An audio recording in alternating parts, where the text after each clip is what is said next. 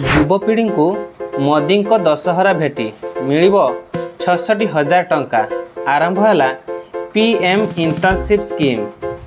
संपूर्ण खबर आलोचना करने पूर्व वीडियो को निहाती भाव में गोटे लाइक एवं चैनल को सब्सक्राइब करनथिले एबे ही सब्सक्राइब करि नियंतु। दशहरा परी पर्व में देशर लक्ष लक्ष युवक युवती भेटी देइछंती प्रधानमंत्री नरेंद्र मोदी। देशर युवक युवती को विकास एवं कौशल को परिमार्जित करने सरकार एक नुआ योजना पीएम इंटर्नशिप स्कीम रो पायलट प्रोजेक्ट आरंभ करिसंती। एही योजना अधीन रे समस्त प्रार्थी को वार्षिक 66,000 टंका लेखाएं दियाजिवो। तेबे एथिपाई केवल सही युववर्ग आवेदन करिपारिबे जेउमानकर परिवारर आय वार्षिक 8 लाख रु कम अछि।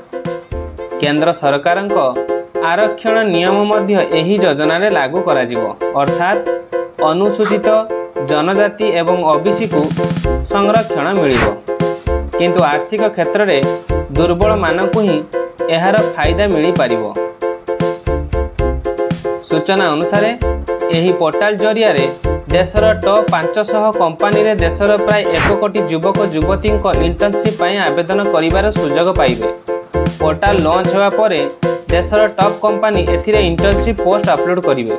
एहा परे एही पोर्टाल को योग्य आशायी आवेदन करिपारिबे। अक्टोबर 12 तारिख रु एही पोर्टाल जरिया रे आशायी माने आवेदन करिपारिबे।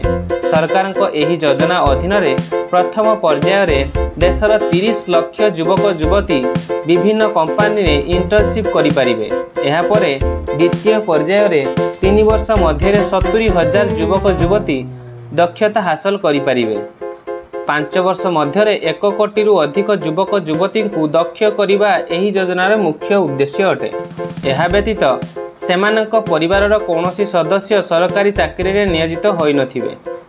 तेबे आईआईएम आईआईएसआईआर भली प्रतिष्ठित संस्थारु स्नातक किंबा सीए किंबा सीएमए आदि योग्यता हासिल करिथिबा आवेदक एथिरे शामिल होई पारिबे नाही।